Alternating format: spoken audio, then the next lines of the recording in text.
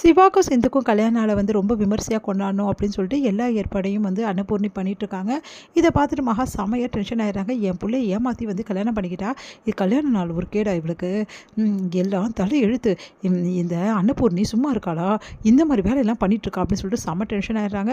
உடனே வந்து பூவெல்லாம் வர வைக்கணும், சாயந்தரம் நிறைய வேலை இருக்குது, எவ்வளோ வேலை இருக்குது அப்படின்னு சொல்லிட்டு எல்லாத்தையும் பார்த்து மகா இந்த வேலையெல்லாம் முடிச்சு இங்கே பாருங்கக்கா, எனக்கு இதில் கொஞ்சம் கூட துளி கூட விருப்பமே இல்லை.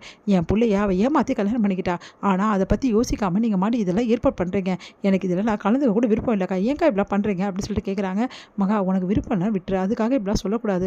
முதல் கல்யாண நாள் சிவாக்கும் சிந்துக்கும் ஆசீர்வாதம் பண்ணுது மகா அப்படின்னோடனே, என்னோட ஆசீர்வாதம் என் பிள்ளைக்கு மட்டும்தான்க்கா, அவளுக்கு கிடையாதுக்கா அப்படின்னு சொல்லிட்டு போகிறாங்க. அதை கேட்டுட்டு ஐயோ இவன் ஏன் தான் இப்படி பண்ணுறாளோ அப்படின்னு சொல்லிட்டு அன்னபூர்ணி யோசிக்கிறாங்க. இங்கே சிந்து வந்து ட்ரெஸ் எல்லாம் பண்ணிட்டு கிளம்புறாங்க.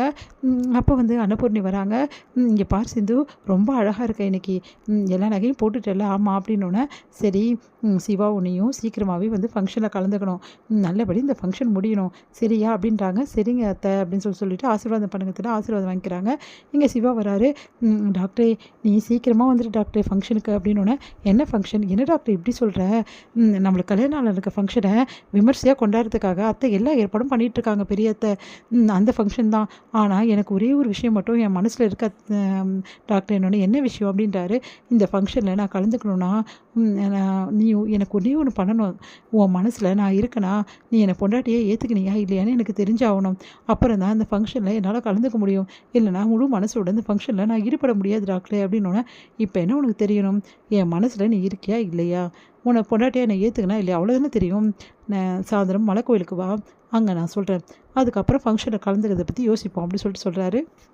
சரி டாக்டரே அப்படின்றாங்க. சிந்துவும் இங்கே வந்து என்ன பண்ணுறாங்க, எடுத்துகிட்டு வந்து கொடுக்குறாங்க மகாவோட பொண்ணு. மகா கிட்ட, இந்த பாரு பார்த்தீங்களா டைரி பார்த்தியாமா, அந்த சிந்து கைப்பட எழுதி வச்சுருக்கா, இந்த அண்ணனை பற்றி எல்லா விஷயமும் எழுதி, சின்ன வயசுலேருந்து விரும்பினதுலேருந்து இப்போ வரைக்கும் எல்லாத்தையும் எழுதியிருக்கா, அவள் மனசு கஷ்டப்படுறதையும் அதே மாதிரி அவள் தப்பு செஞ்சுட்டு தவிக்கிறதையும் எல்லாத்தையும் எழுதி வச்சுருக்கா. இந்த ஒரு டைரி போதுமா, அவளை எப்படியும் நம்ம வந்து எல்லாக்கிட்டையும் மாட்டி விடலாம், மெயினாக பெரியம்மா கிட்டே மாட்டி விடலாம் அப்படின்னோடனே, சூப்பர் வேலை செஞ்சுருக்கடி, இந்த டைரி போதும்டி, என் பிள்ளைய இவ்வளோ நாளாக வந்து கஷ்டப்படுத்தினால அவளுக்கு இருக்குடி, இன்றைக்கி ஃபங்க்ஷன் வேறு கொண்டாடுறாங்களா, அந்த ஃபங்க்ஷன்லேயே இந்த டைரியை வச்சு அவளுக்கு என்ன பண்ணுறன்னு பாரு அப்படின்னு அந்த டைரியை பத்திரமா எடுத்து வச்சுக்கிறாங்க. இங்கே வந்து சிந்து மலை கோயிலில் வெயிட் பண்ணுறாங்க. சிவா வராரு.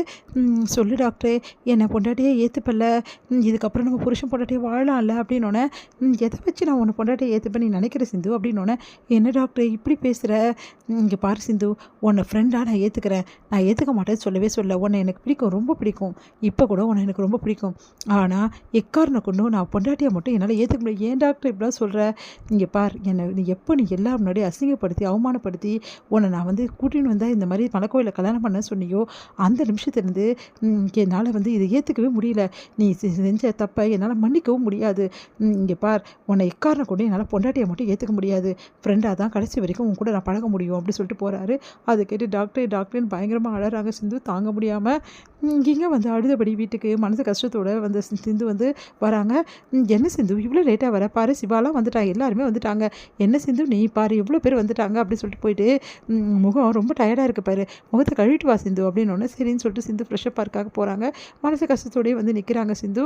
அடுத்து வந்து எல்லாருமே வந்து சந்தோஷமாக வந்து அவங்களுக்கு வாழ்த்து சொல்லிட்டு இருக்காங்க. கேக் வெட்டணும் அப்படின்னு சொல்லி சொன்னோன்னே, சிவா சிந்து 2 பேரும் ஒன்றா நின்றுங்க, கேக் வெட்டுங்க அப்படி சொல்லிட்டு பைரவி சொல்லிட்டு இருக்காங்க. சரின்னு சொல்லிட்டு 2 பேரும் ஒன்றா வந்து கேக் வெட்டும் போது நிறுத்துங்க அப்படின்றாங்க. அங்கே மகா அதை கேட்டு எல்லாம் அதிர்ச்சி அடைகிறாங்க.